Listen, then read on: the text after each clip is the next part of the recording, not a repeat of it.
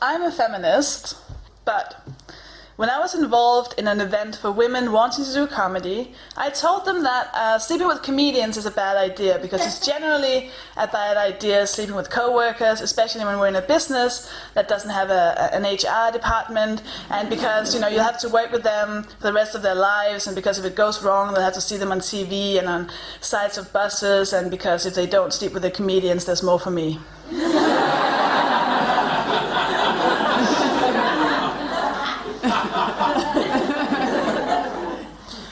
I'm a feminist, but last time I did The Guilty Feminist with Sophie Hagen, I had not had time to wash my hair, and so I was very pleased when she turned up with a messy ponytail. And when she took her hair down and it fell into beautiful curls around her shoulders, it felt like a hostile act.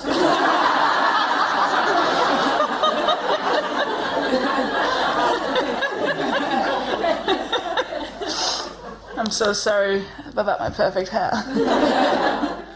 I'm a feminist, but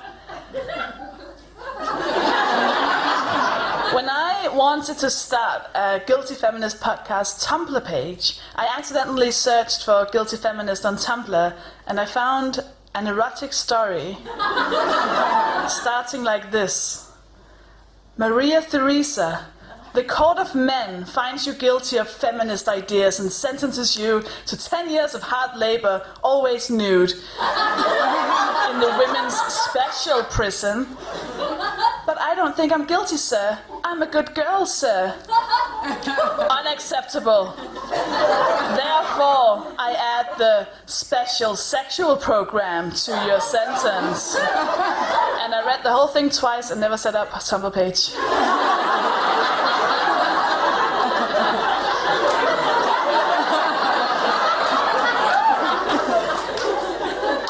I'm a feminist, but I'm looking for a new double act partner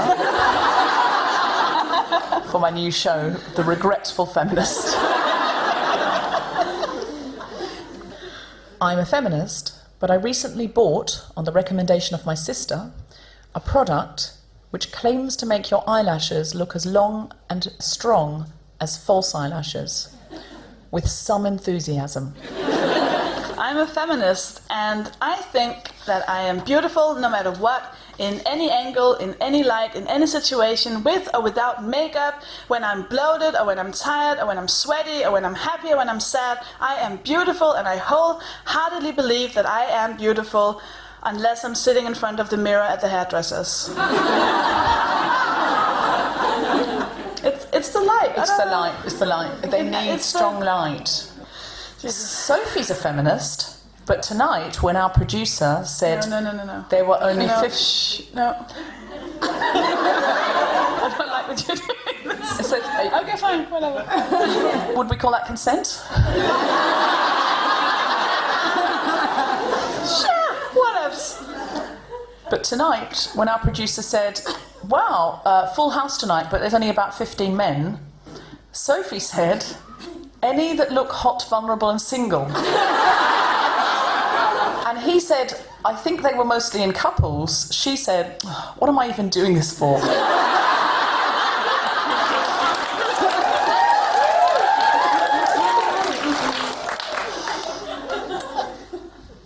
Deborah is looking for a new double act partner. Live from King's Place in London, the spontaneous shop face, the Guilty Feminist, Sophie Hagen and Deborah Frances-White, tonight's special guest, Avery Edison, talking about barriers and boundaries. This is The Guilty Feminist, the podcast in which we explore our noble goals as 21st century feminists and the insecurities and hypocrisies which undermine them. Deborah, what was your challenge? Well, last week I had something happen to me which felt so significant that I thought this is my challenge. Basically, I was coming back from Frankfurt and I was about to go into that, the machine now where at the airport where you have to hold your hands up to make sure you're not carrying anything dangerous. So as I was about to get into the machine, I had reading glasses on my head and I went to put them into my hand luggage. And the chap said, no, keep your glasses. So I put them back on my head and I went into the machine and the lady said, no, you have to take your glasses off. And I, was slightly irritated. I wasn't furious. I was just slightly irritated, and I just went, oh, he just said I didn't. Oh, well, never mind. And I went back. But I just sort of told her, because I thought, if he's saying one thing and she's saying another, it'll slow everything down. I think because I had questioned her, she just decided to pull me out. And she took me into a little pod off to the side. And she started feeling me. Now, here's the thing. I travel all the time, because I do lots of work overseas. So that was my third flight in 24 hours. I am used to being felt by security people. This is a common occurrence for me. Probably one time in 4, you're frisked. And it always feels a bit orange is the new black. But she was feeling me in a way that I'd not been frisked before. And it was really very thorough. And then when she came down to the bottom part, normally they feel up your legs up to the top of the thigh, but sort of like they don't really want to do it. They sort of pat you. Whereas she felt up, and then she said, spread your legs. And this, I have to say, I'm very well aware that this is exacerbated for me because she had a German accent. And that's not her fault, and that's not real. That's the history of movies and the 20th century. Into some dangerous water here. I really do. Do we have any lovely German people in? Just hello? Can you please say something nice to me in a German accent so that I feel good? Oh. I love you now and don't want to tell you any more of the story. But the reason I wanted that to happen is I want to say this isn't... I'm just aware that it was sort of slightly exacerbated, and I'm aware that that's a complexity that's laid on top. But she said to me, spread your legs, and then she felt up, right up, in a way that was so invasive, and I just went like that, and she looked up and said, what's your problem? And I just thought, don't argue, just don't argue. So nothing, just do what you need to do. And so then she went right down the other side, and then she came back up and did it again, and then I kind of pulled back. I've never been felt right on my vagina before, ever, not in that situation, and I have been, just to be clear. Oh, I've been touched on the vagina again. I don't want to boast, but it's happened more than once. But not in this context. And I was just like, fuck. And I pulled back at this point because she did it again, and it was clearly unnecessary, and it was really, really invasive. It wasn't a sexual thing, it was a power thing. And I looked down and she said, what's your problem?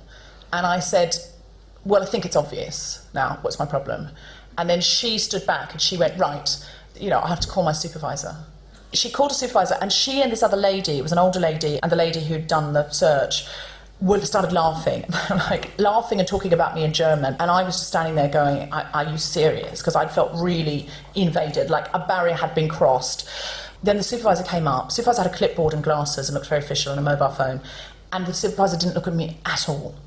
She talked to them, and then I heard them say Polizei, and then she started making a phone call and walking off. And I said to the supervisor, can you talk to me? Can you tell me what's going on? And they were just all talking in German. No one would tell me what was going on. And it felt really scary. And then I said to the older lady who was there, what's going on? Could you please tell me what's going on? And she said, we have called the police. And then the other lady who'd searched me turned around and said, what do you think I'm going to do to you? What's your problem? You think I'm your problem? I'm not your problem. And I got really upset, and I said, you should not be allowed to do this job. You should not be allowed to talk to people like this. You do not have the skills for this job. You don't have the training for this job. This is a very invasive thing to do, and you searched me in an invasive way.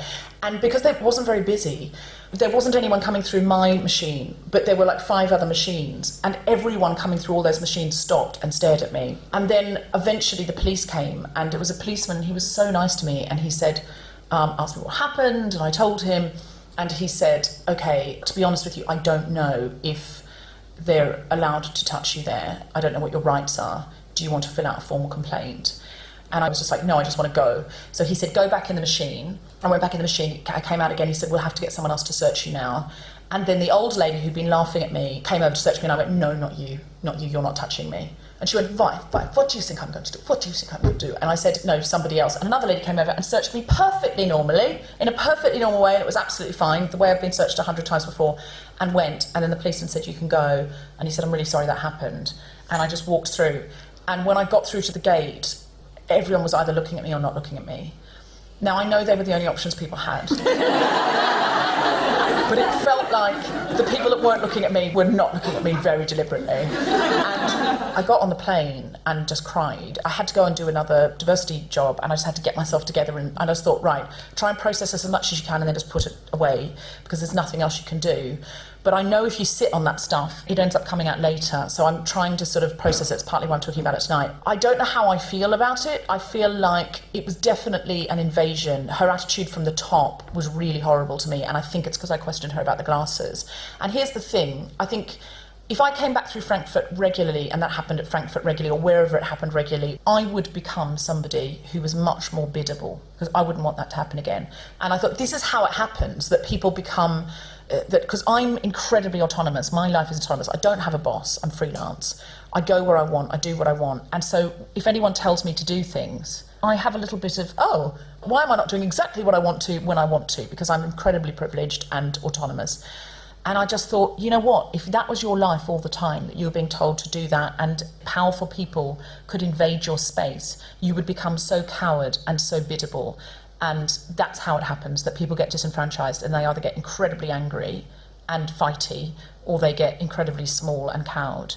And I thought, in a way, what can I do as someone who has a lot of autonomy and privilege to shift that a little bit for other people?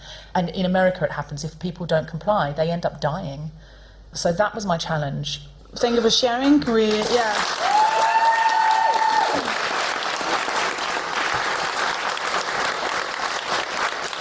That's really horrible. That just makes me sad and angry. Jesus, I don't know what to do. I think you're right, because I was thinking that while you were saying it. I was thinking, this feels so horrible just to hear about it. It must be 10,000 times worse experiencing it. And it must be 1,000,000 times worse experiencing that on a regular basis. At least you had like the thing about it might be your glasses. Imagine if you had that feeling that you knew it was about your race. My God, imagine being a refugee and maybe not having a passport, or having a passport that's meaningless because no one will let you in. And, you know, this is a real white lady problem that I've got here, and I'm aware of that. Yeah, and the really good point is you had the question, which was, what can we do? Because we have more privilege than others, so how do we use that to stop all of the world's problems? Any suggestions? Yeah. How to change the world? Come on.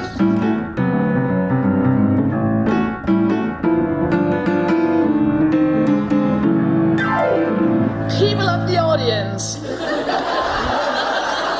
welcome to the stage, Deborah Frances-White.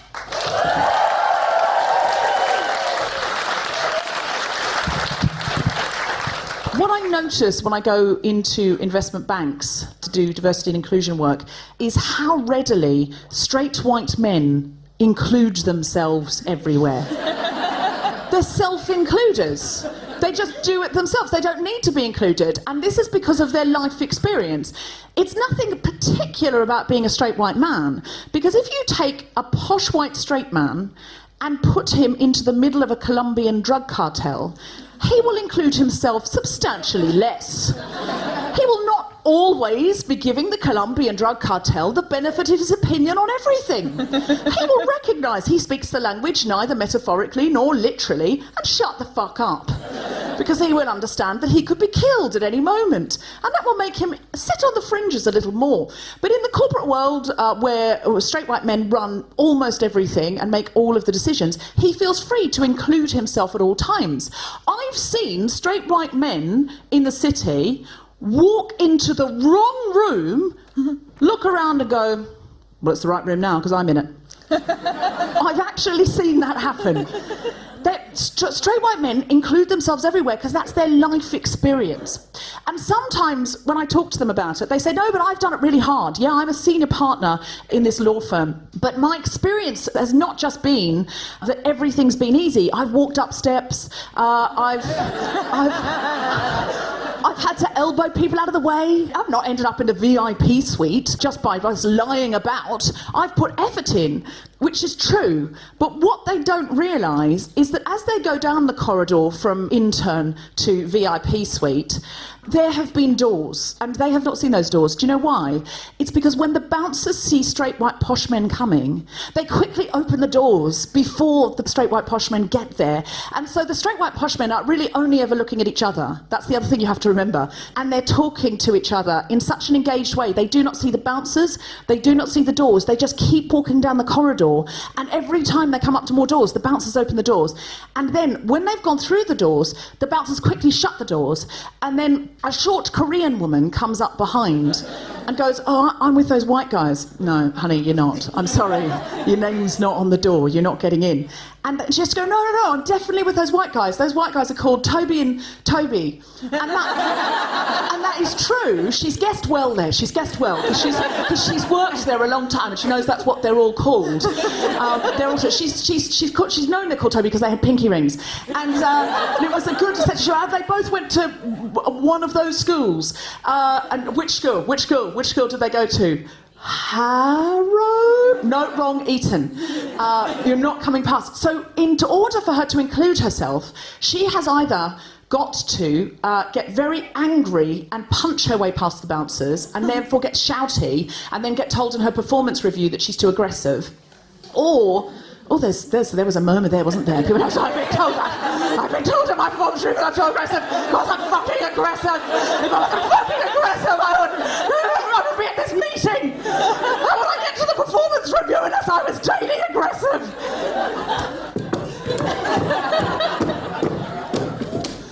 Sure, I'll try and be assertive without being aggressive.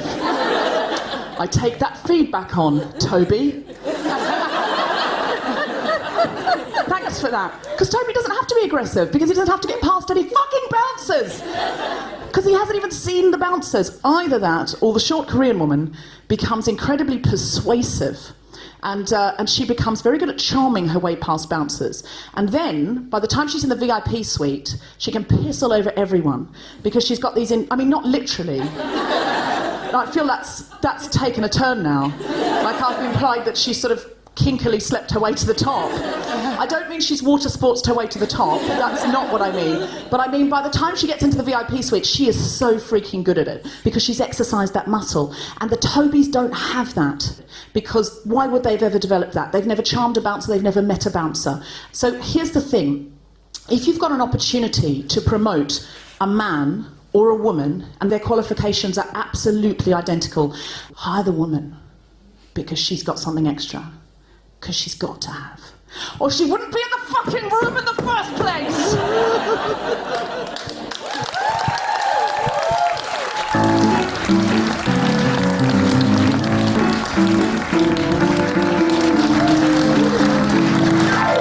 Sophie, what was your challenge? Well, this is really awkward because I got a job as airport security in Frankfurt.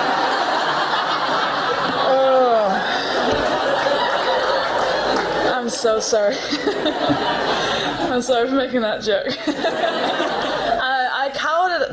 No, I didn't cower it out, but I was very fortunate that my very, very good friend, the very talented Alison Spittle, more or less did my challenge for me. She lives in Dublin. She's an Irish comedian. She did an article about how we need more female comedians, and especially in Dublin, they have a very small scene and there's not that many women. And that led to her getting the idea to do a workshop and a meetup for women wanting to do comedy. And I just clutched onto that. Yeah. I put it on all the social media. I tried to I made bigger comedians retweeted and all of that. And then eventually I flew over yesterday to do it, to speak to them. And Alison, it was me, Alison, Teresa Coyne, Niamh Marin, Andrea Farrell, and Eve Darcy. 100 women showed up. Wow. We had a tiny, tiny room. 100 women showed up. Wow. The only thing we had announced was that it was an event for women wanting to do comedy, and it was just a meetup.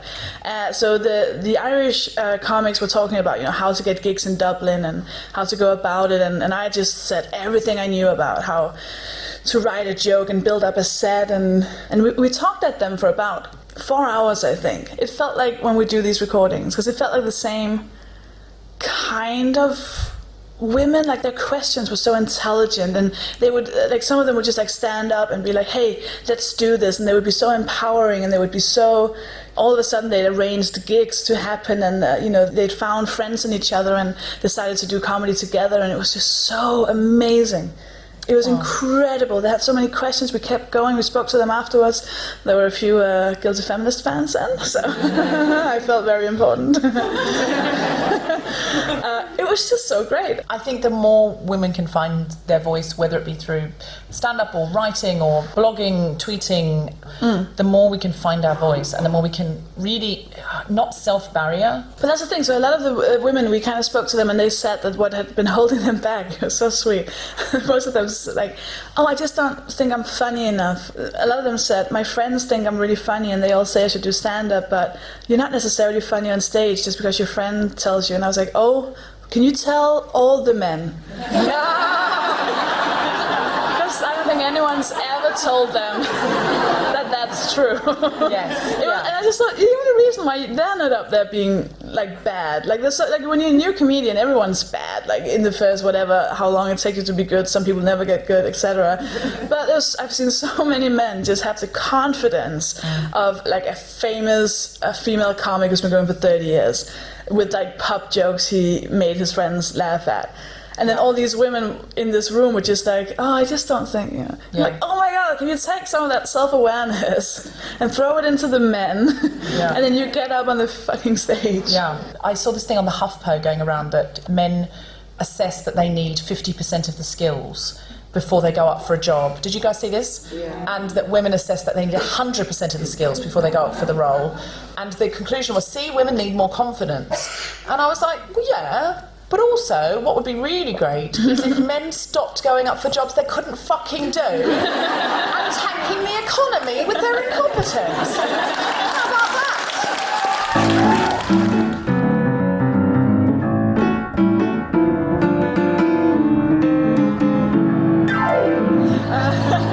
We should bring on our amazing guest. Oh, yes. I'm so excited. Her name is Avery Edison. She's a stand-up comedian, she's a writer. She now lives in England, but I discovered her. I make it sound like I was the one who guys, stick with me, kid, I'll make you a star. I became aware of her when she was living in Toronto. This was 2011, and I sent her a fan mail. Yeah, and I will read it to you, but first I think we should welcome her to the stage. Please welcome to the stage, Avery Edison! Woo!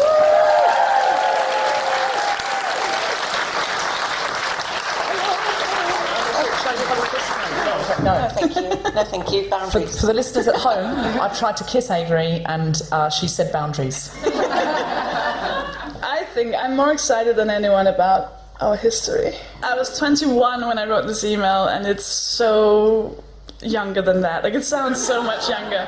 This is how I started. I was like, God, I have no idea how to start this mail. Probably because I have no clue what I want to write.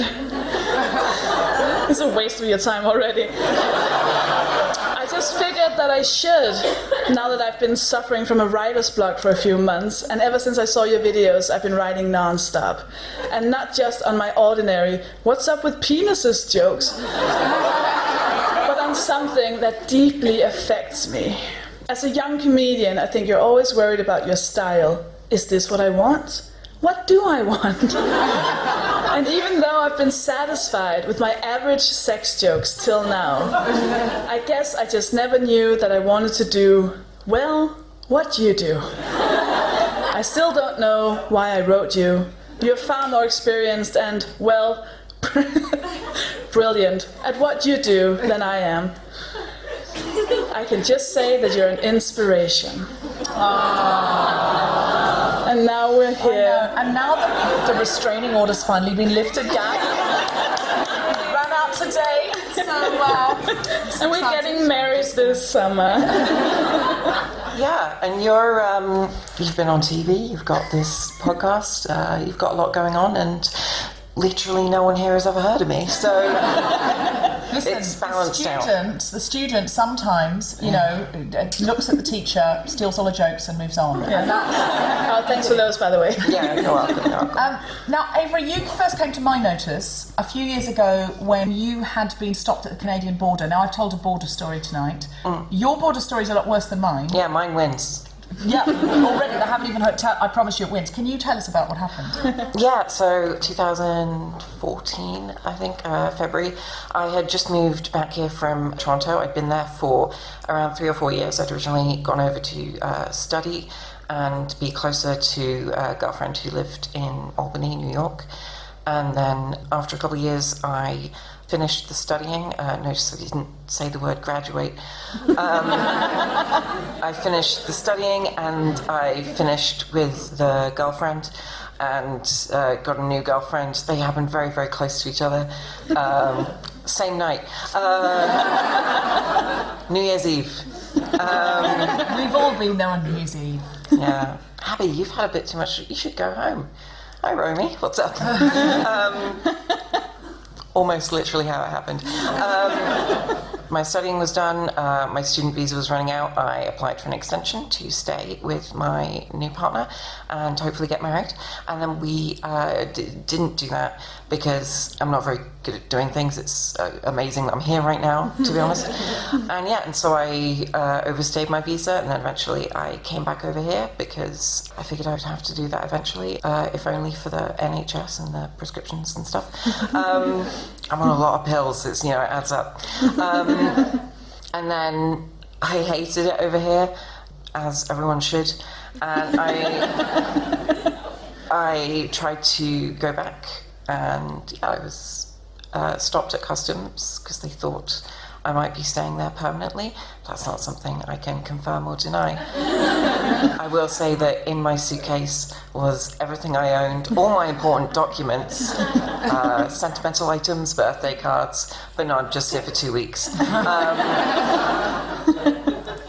Yeah, they suspected I might be staying longer than I said, and so they pulled me into the separate immigration area, and then normally they just put you on a plane and send you back. But I went with an airline that got me there on Monday evening but didn't have a flight back to England until Thursday.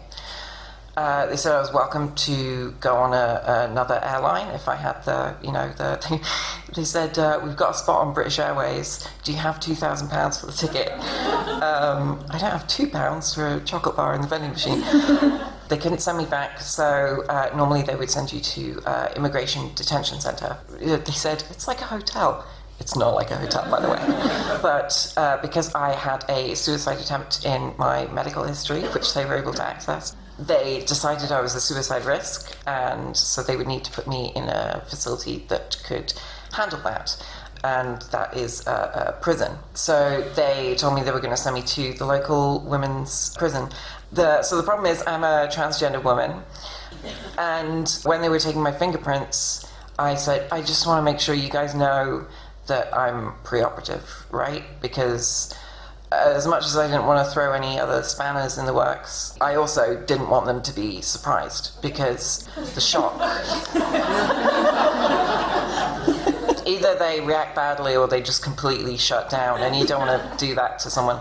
So I told them, I'm pre-operative, I've still got something resembling a penis. Years on estrogen, it's like weed killer, it just sort of withers.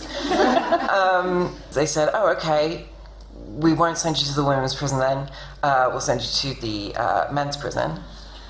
It was 3 a.m, escort arrived, they put handcuffs on me, I guess technically manacles, because then they put a belt on, and then the handcuffs to the belt, and then the ankle cuffs to the belt. This was for the short journey from the immigration waiting area to the van outside. We did stop so that the driver could get a subway. I will say one nice thing. I'm a feminist, but I was really happy that when I was in the van, I noticed I was thin enough that I could, if I wanted, I could have slipped my hands out of the cuffs. Hashtag fitness goals. So yeah, you said it felt a bit Orange is the New Black, the search. I have a staph infection. It's somewhat permanent, I think. And so I went through a period a few years ago where I got just these horrible pimples on my butt, just dozens of them, and they've left horrible, horrible scars. And I think it says something about me as a person that when I was entirely naked and the guard told me to face away from him and bend over, I did want to apologise for both the fact that I hadn't shaved and my butt was gross because it was covered in scars. He said it was fine, which is nice. I didn't stay there long, luckily. I'd been tweeting when I was still in the airport. They didn't seem to realise that I had my phone on me, which was good. And Toronto Airport, free Wi-Fi, so if it's going to happen anywhere. So when you were in the men's prison, Yeah. what was that like? Did they put you into solitary confinement? Yes, they put me in segregated housing, which they said was because of the suicide risk thing. What, so otherwise you would have been in with loads of men? I don't know, maybe they would. They might have had to be a bit more honest about why they would want to keep me separate. I wasn't there long, luckily. I was there maybe less than 12 hours because I'd been tweeting, it had been getting spread around. I was very, very lucky to have already had a few thousand followers, and so, you know, once that germ starts, it spreads, and people were very frustrated because I'm a white, reasonably attractive, fairly well-spoken, articulate person, and so bad things aren't meant to happen to me.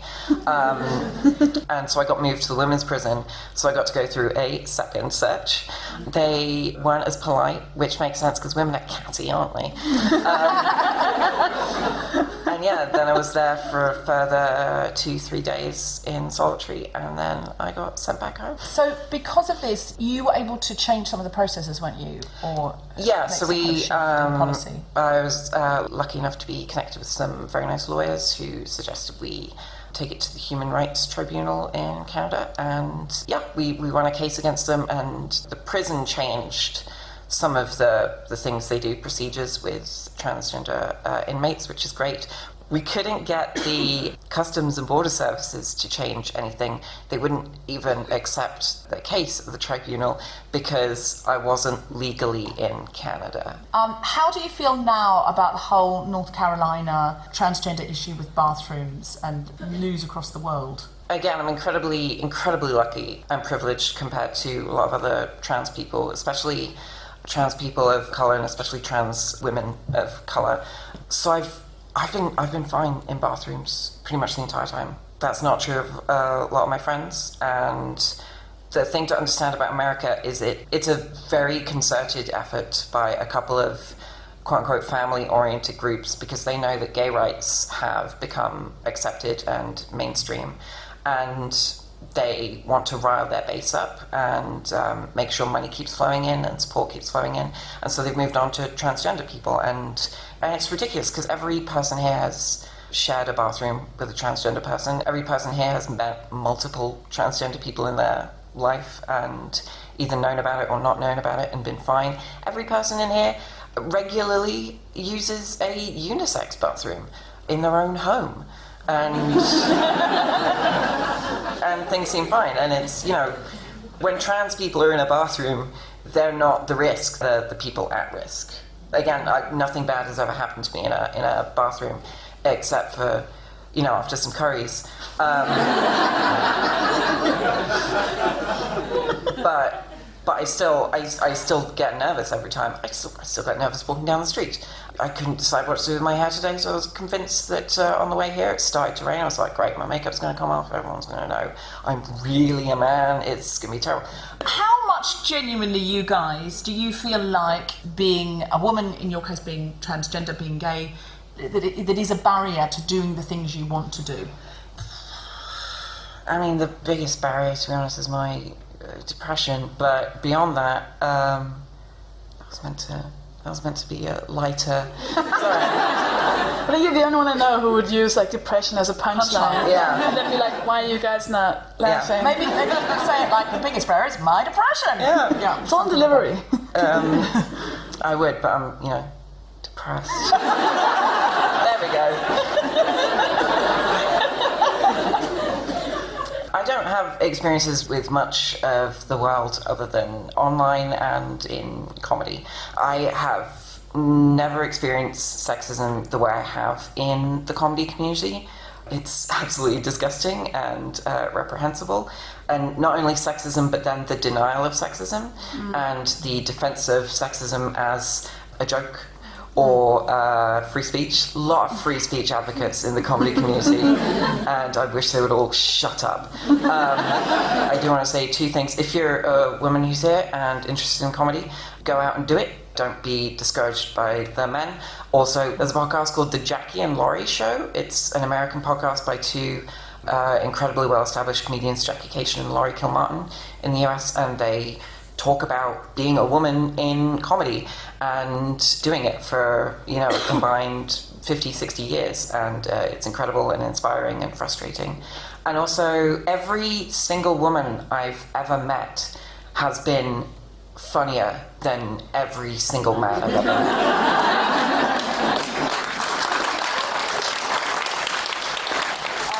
Thank you. Soph, how much as a woman do you think there are boundaries and barriers? It's really strange because before I started doing stand-up, I don't think I'd ever used the word girl or woman about myself. It was just never a thing. And then the second I started doing stand-up, I was the woman, and oh my God, you're a woman, and you're a female comic, and woman.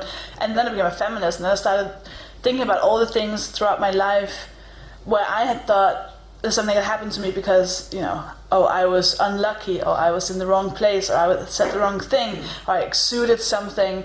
And where I realized, that was sexism. And I just assumed it was me. Of course, there are things that keep us from doing things, and it's the most frustrating. In Denmark, there was a few times where the boys would go on tour, like comedy tour, and they would be in a backstage room and they'd say, we need a support act. We need someone new, a support act. And I'd be like, me, I can go. And they'd be like, no, you see, it's... we're all men, so we need like another man because we're going to be drinking and having fun. So, Did you say I can drink and I can have fun? I mean, I didn't have to. They'd seen me drink and have fun. But they were just like, there was that tone of like, you'll just be nagging the whole time. And then I just started nagging. It's really amazing. There was a Danish comic who... I was going to do my first open spot, which is like when you've done open mics for a while, there's like a step up where you get to do 10 minutes at like a professional club where people have paid to get in. So it was a really big deal to get my first open spot. And then I was taken off the lineup because the first excuse was like a bad excuse. It didn't really make sense, so I dug into it and eventually found out that it was because the comedian had said that he was very scared that he was going to get drunk and then we'd had sex and then he would cheat on his girlfriend, so he would rather have a male support act. The old I can't control my self-defense. You can't come because I know what I'm like. Sorry, no, I can't come because you know what you're like. We're separate people. I screamed a lot at him in front of people who were like, shh, don't tell them. I was like, what? Until he gave me another open spot. Then we had sex.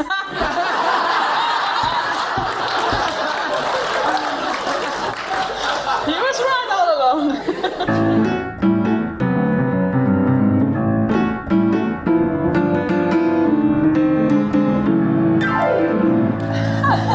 Do you have any questions? It's less of a question and more of a comment, I suppose. But given the stories you've shared tonight, I suppose you asked what more we could do, and I suppose it highlights the fact that we need more women-only or safe spaces for women to be able to share those stories without the Tobys or the so-and-sos blocking us and stopping us being able to share those things. So when you ask what more we can do, I suppose it's about when you organise something or you are involved in something you have where you can put an input, it's making sure that those safe spaces are there and those people's voices are able to be heard. That's a really good point. And if anyone wants to join the Guilty Feminist podcast group on Facebook, people share their stories all the time. People will just go on and go, this happened at work today, not great. And other people will go, well, that's not okay, and we're here for you. And just, I think, being able to share them and reinforce to each other has been really, really great. And now people are starting to talk about meeting up, which we're not organising because we don't have that kind of health and safety insurance. But yeah, we're loving the fact people are getting together and creating those support spaces through the Guilty Feminist. One of my favourite things that a bunch of some friends in America, mostly in the literary community, have started doing when they do like readings or something is for the Q&A afterwards, no men, because men, they won't ask questions, they won't empathise or anything, they'll just go on their own long rambly thing or try and problem solve. Like, I'm sure the men in the audience here are nice, but I'm sure you all have great suggestions on what Deborah could have done to not have that happen and what I could have done. But if you guys want to take that idea going forward... Tom Salinsky, the producer, who's also my husband, is doubled over with laughter. Is that because you do, in fact, have suggestions, Salinsky? It's because he knows that I'm going to start the hashtag no men.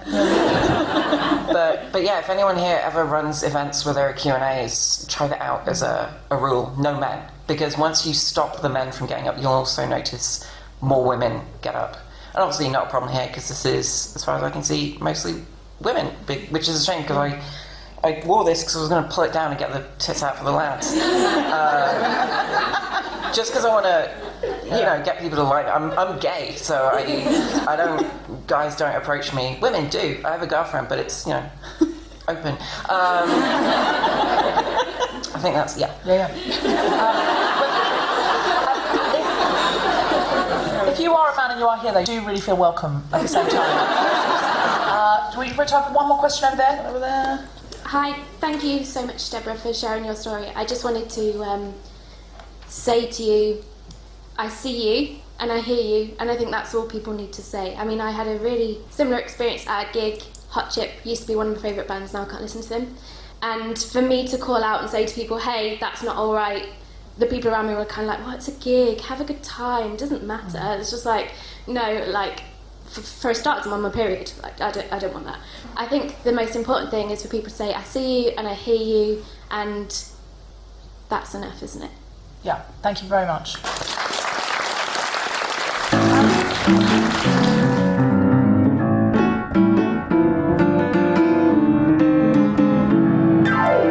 Please join us in thanking Avery Edison.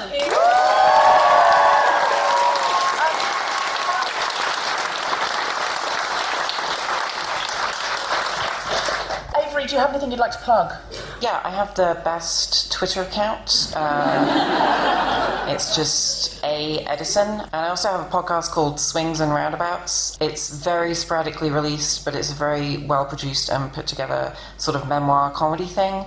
And it's really, really good. Super. Sophie Hagen, do you have anything to plug? I will be going on tour with my new show all over England, bits of Europe and Denmark. If I can get into any of those places anymore, no one knows. Well, my new show is called Shimmer Shatter, and I think at any point when you listen to this, it'll be somewhere, it'll be performed somewhere, or it'll be released, or I'll be performing it. And for you people here, I'm going to be doing it a few times in London as well.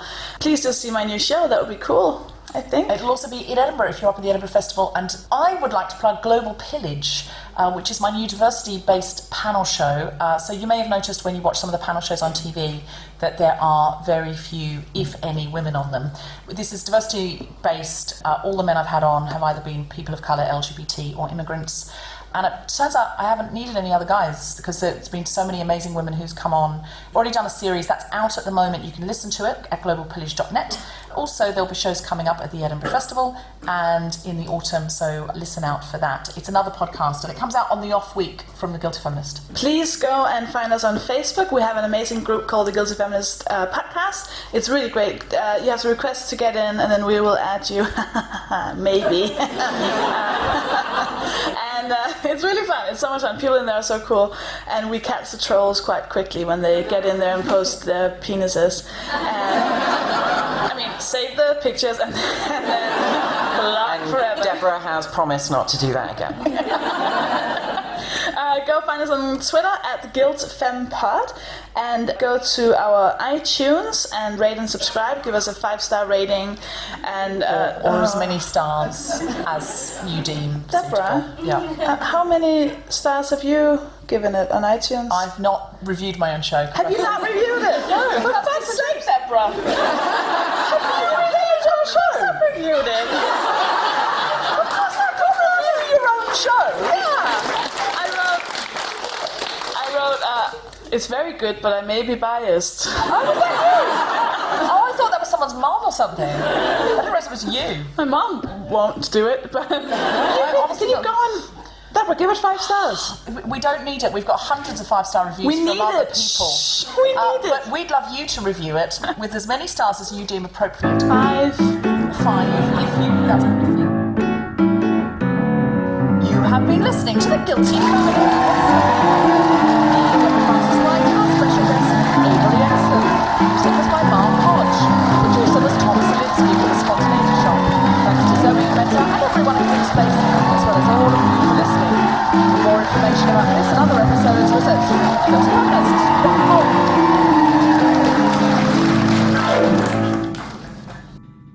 Hashtag Sophie was joking. Unless you're single and looking. Okay, they were done up. Just go, if you're single. Don't. We've done this at so many gigs where you're trying to set me up with someone, and it hurts when it doesn't work. Fuck off.